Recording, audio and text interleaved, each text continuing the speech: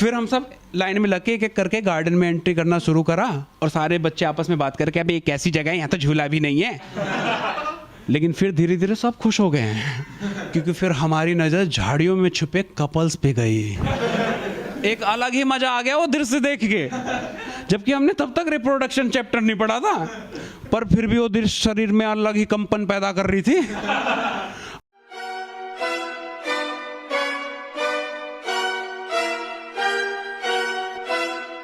I miss school days यार, कि क्या ही कमाल के दिन होते हैं ना स्कूल के। लेकिन ये बात ना मुझे तब समझ में नहीं आती थी। तब मुझे लगता था कि ये कोई जिंदगी है, इसे गुलामी नहीं कहते। 6 घंटे की कैद ही तो है ये, ना अपनी मर्जी से कहीं जा सकते हैं ना आ सकते हैं, ऊपर से डेली वही वाहियात स्कूल ड्रेस पहनो। अच्छे खासे स्मार्ट बच्चे भी पोपट लाल लग रहे होते हैं।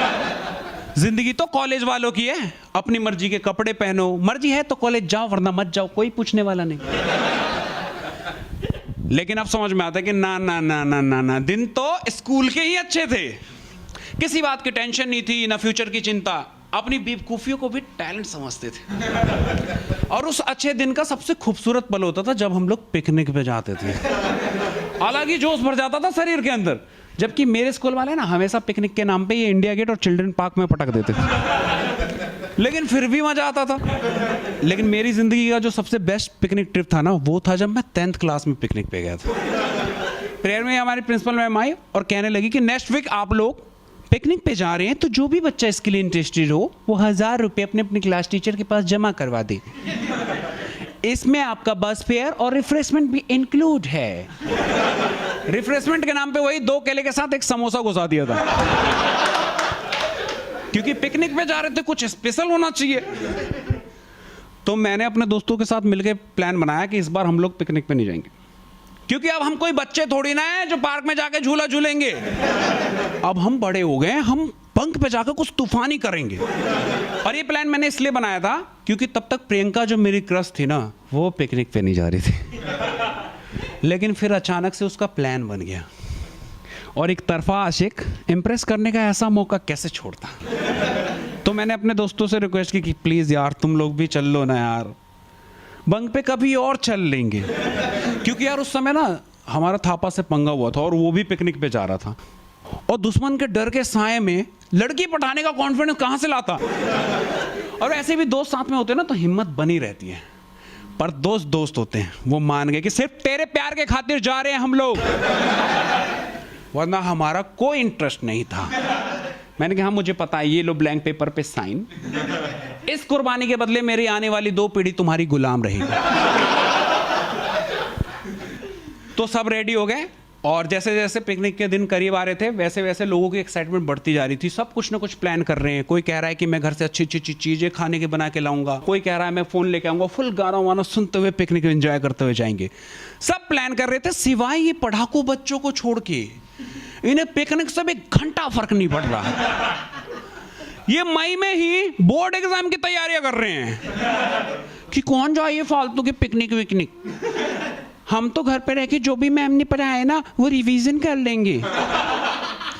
इनके साले पागल, हम एग्जाम तक रिवीजन नहीं करते हैं, एक बार पढ़ ले वो भी बहुत है, ये अभी से रिवीजन कर रहे हैं। तो मेरा दोस्त कहता कि छोड़ना यार, हमें क्या करना, इनकी जिंदगी है, जो मर्जी करे।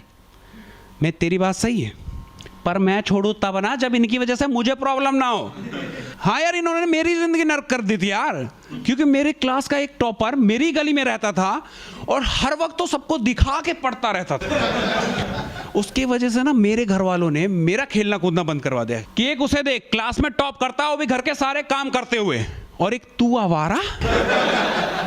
मैंने कहा मैं क्या देखूं यार, वो तो भगवान का अवतार है, कुछ इंसानों जैसी हरकतें हो तब देखो ना।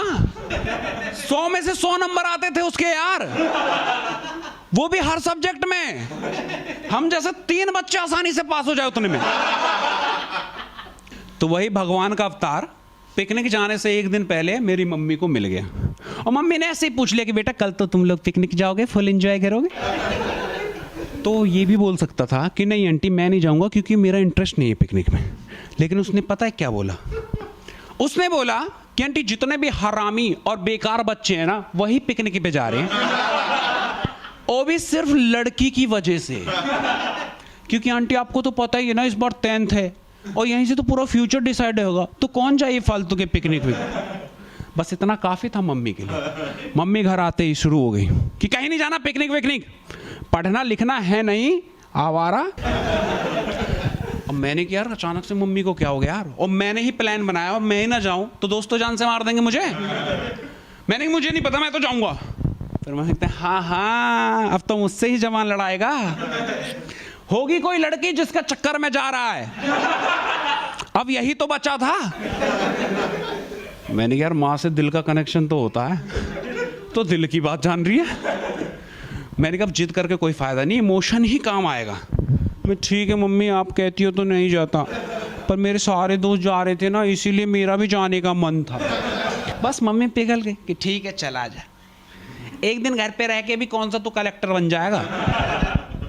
तो फाइनली अब सब कुछ सॉल्व, और पिकनिक वाले दिन सुबह सुबह मैं फुल ऑन एनर्जी के साथ होता और जल्दी से तैयार होकर स्कूल पहुंचा। तो हमारी प्रिंसिपल मैम वहाँ पहले से ही ब्रीफिंग दे रही थी सबको कि सब पिकनिक पे अपनी अपनी क्लास टीचर के साथ रहेंगे, उनको बताए बिना कोई कहीं नहीं जाएगा। अब आपके पीटीए सर जैसे जैसे आप लोगों का नाम लेंगे वैसे वैसे आपको बस में जाना है। अब वहाँ प्रॉब्लम ये थी कि वहाँ 5 बस थी और हमें उस बस में जाना था जिसमें प्रियंका जाएगी। और ऐसे मेरा ही टारगेट नहीं था, मेरे जैसे कईयों का टारगेट था, क्योंकि तुम्हारे भाई की पसंद थी यार, कोई मामूली थोड़ी न थी, ऐसी थी कि बस तूफान ला दे। तो पीटीआई ने सब बच्चों का नाम लेना शुरू करा और ऐसे ऐसे बच्चे बस में जाने लगे। एकदम से सर ने बोला कि प्रियंका आप सेकंड बस में जाइए। ये सुनते ही मैंने कुछ नहीं देखा, सीधा बस की तरफ भागा। 40-50 बच्चे बस पे कूद पड़े, गेट पे जगह नहीं मिली तो खिड़की से कूद रहे हैं। कई की आपस में लड़ाई हो गई कि प्रियंका मेरी है तो मेरी है। टीचर और लड़कियों को समझ ही नहीं आ रहा कि अचानक से हुआ क्या। फिर पीटीआई सर चिल्लाए कि ओए जानवरों क्या ड्रामा है, मैंने सिर्फ प्रियंका बोला था ना, तो तुम सब क्यों कुत्ते की तरह इस पे चढ़ गए, तुम सबका नाम प्रियंका है क्या। इस पे सिर्फ कुछ बेवकूफ लड़कियां हंसी कि पागल, क्योंकि उन्हें कुछ पता ही नहीं था। फिर एक एक करके बस से उतरने लगे और मैंने कहा यार मुश्किल लग रहा है प्रियंका के साथ जाना। तो भाटी कहता है तू टेंशन मत ले, तेरा भाई अभी जिंदा है, क्योंकि भाटी अपना फुल जुगाड़ू बंदा था यार, कोई भी नामुमकिन काम हो ना वो फिक्स कर देता था। तो पीटीआई सर के पास गया और सर से पता नहीं ऐसा क्या बोला कि सर ने हम सबको प्रियंका के बस में भेज दिया। हम भाग के प्रियंका के बस में चढ़े तो देखा वहां पहले से उसकी सीट के बगल वाली सीट पे एक मैडम बैठी हुई है। मैंने कहा सबके सब प्यार के दुश्मन। मैम कहती है व्हाट यू सेड। मैंने कहा कुछ नहीं मैम। अब मैम से क्या ही बोलते हैं। फिर हमने फटाफट जाके बस की सबसे पीछे वाली सीट पे कब्जा कर लिया, क्योंकि हम लोग यार बैक बेंचर थे, क्लास में भी सबसे पीछे वाली सीट पे बैठते थे, एक अलग ही कंफर्ट है वहाँ। और दूसरी बात ये कि वो सीट काफ़ी लंबी थी, तो हम सारे दोस्त एक लाइन में आ गए। फिर मैंने भाटी से पूछा कि एक बात बता, तूने पीटीआई से ऐसा क्या बोला जो उन्होंने हम सबको इस बस में भेज दिया। तो कहता है कह रहे पीटीआई सर है ना हमारे क्लास टीचर को प्यार करते हैं। मैंने तुझे कैसे पता।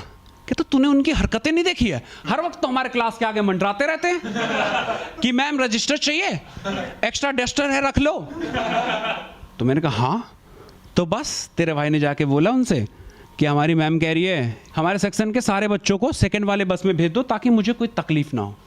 तो उन्होंने कहा कि ठीक है चले जाओ। मैंने कहा अगर उन्होंने मैम से पूछ दिया तो कहता अबे फट्टू आशिक है वो, मैडम का सामना नहीं कर पाते, सवाल क्या पूछेंगे। मैंने ये भी ठीक है।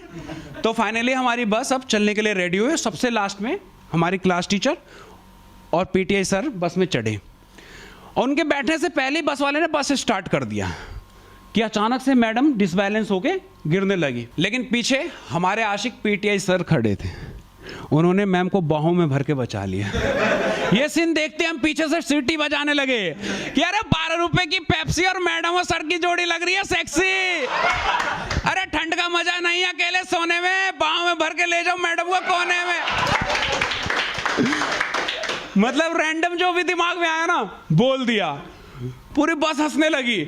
अब सर और मैडम शर्मा के फटाफट अपनी सीट पे जाके बैठ गए। फिर हमारा पिकनिक का सफर शुरू हुआ और मेरे दोस्तों का टॉर्चर भी। बैठते ही कि जा बात कर उससे। मैंने कहा भाई कर रहा हूं ना, पर वो कहाँ मानने वाले थे। हर 2 मिनट बाद अब कब जाएगा? फिर फाइनली दोस्तों की 200 गाली सुनने के बाद मुझ में हिम्मत आई और मैं पराठे देने के बहाने प्रियंका के पास गया और मैंने कहा एक्सक्यूज़ मी प्रियंका जी। वो एकदम से घूम के देखी और उसकी आंखों में देखते मैं सब कुछ भूल गया। कहती है यस। मैंने कि ये आटा का पराठा खा लो। वो हंसने लगी, आटा का पराठा? कि तभी एक साला हरामी मुझे देख के पिज्जा लेके आ गया कि प्रियंका जी आपके लिए। अब पिज्जा के आगे पराठा कौन खाता है? मैं शर्मिंदा होके वापस आया, पर मेरे दोस्तों ने उस पिज्जा बॉय को पकड़ा और सीट के नीचे दबा के कुत्ते की तरह पीट दिया कि साले तू भाभी को पिज्जा खिलाएगा? हमारे भाई ने आज तक नहीं खिलाया, तू खिलाएगा? इतना बड़ा हो गया तू। लेकिन फिर मेरी हिम्मत नहीं हुई दोबारा बस में उससे बात करने की। मैंने कहा जो होगा ना पिकनिक स्पॉट पे ही होगा। तो फाइनली हम लोग पिकनिक स्पॉट पे पहुंचे और ये लोग हमें लोधी गार्डन लेके आए थे। अब जिन लोगों को लोधी गार्डन के बारे में नहीं पता, मैं उन लोगों को बता देता हूं कि ओयो आने से पहले ना दिल्ली के कपल्स का ओयो यही था। ये किसी भी एंगल से स्कूल के बच्चों को पिकनिक पे ले जाने वाली जगह तो नहीं थी। और हमने सर से बोला था कि सर बड़े बच्चों वाले जगह ले जाना, जिससे हमारा मतलब था कि वाटर पार्क या अम्यूजमेंट पार्क ले जाना। ये हमें ऐसी जगह ले जाएंगे हमने नहीं सोचा था। फिर हम सब लाइन में लग के एक एक करके गार्डन में एंट्री करना शुरू करा और सारे बच्चे आपस में बात करके अभी एक ऐसी जगह है यहाँ तो झूला भी नहीं है। लेकिन फिर धीरे धीरे सब खुश हो गए हैं क्योंकि फिर हमारी नजर झाड़ियों में छुपे कपल्स पे गई। एक अलग ही मजा आ गया वो दृश्य देख के, जबकि हमने तब तक रिप्रोडक्शन चैप्टर नहीं पढ़ा था, पर फिर भी वो दृश्य शरीर में अलग ही कंपन पैदा कर रही थी। हम आंखों को जूम कर करके झाड़ियों के बीच में देख रहे कि चल क्या रहा है कि तभी पीछे से मैम आई कि बेटा उधर मत देखो, चलो इधर आके खेलो।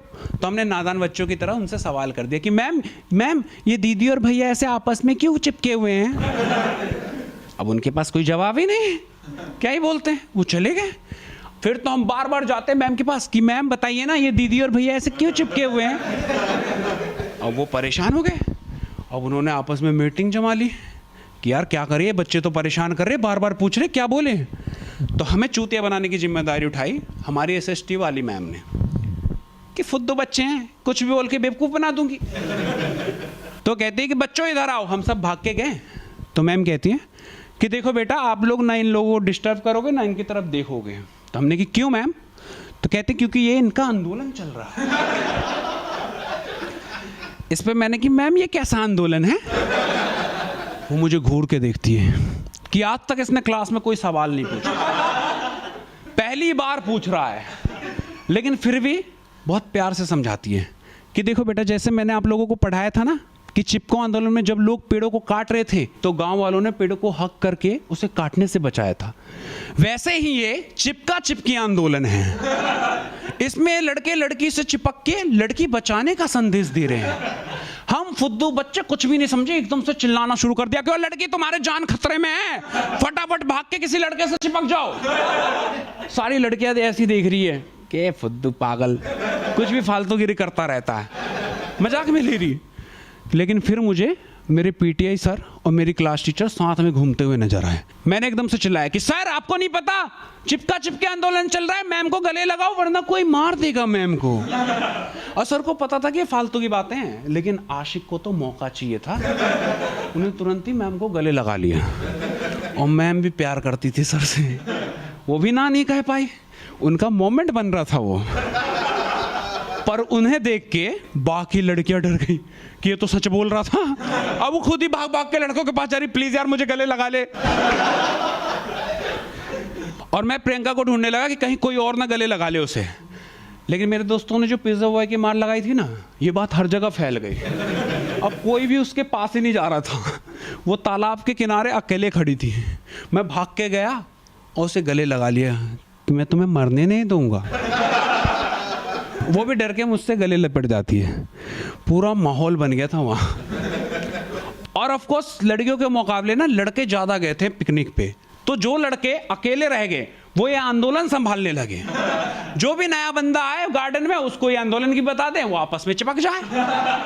एज अ फ्रेंड भी जो आ रहे हैं वो कपल बन के गए थे उस दिन। और पहले हम लोग कपल्स को देख रहे थे, अब कपल सब कुछ छोड़ के हमें देख रहे कि कौन सा मॉडर्न स्कूल है जो टीचर से लेके बच्चे तक सब लगे हुए हैं खुलेआम। फिर हमारी सिस्टर वाली मैम आती है, क्यों है, क्या ड्रामा है ये, मैंने झूठ बोला था और तुम लोग शुरू हो गए, ये क्या सब है। वो हटाने लगती कि चलो हटो, कुछ भी नहीं है ऐसा आंदोलन। लेकिन अब फायदा ही क्या था, इतनी देर में तो कईयों के दिल के तार जुड़ चुके थे। एक साथ बहुत सारे कपल्स बनने का रिकॉर्ड बना था उस दिन। और मैं सच बता रहा हूं, ऐसा आंदोलन होना चाहिए यार। एक तरफा आशिकों के लिए प्यार बहुत आसान हो जाता। Thank you guys.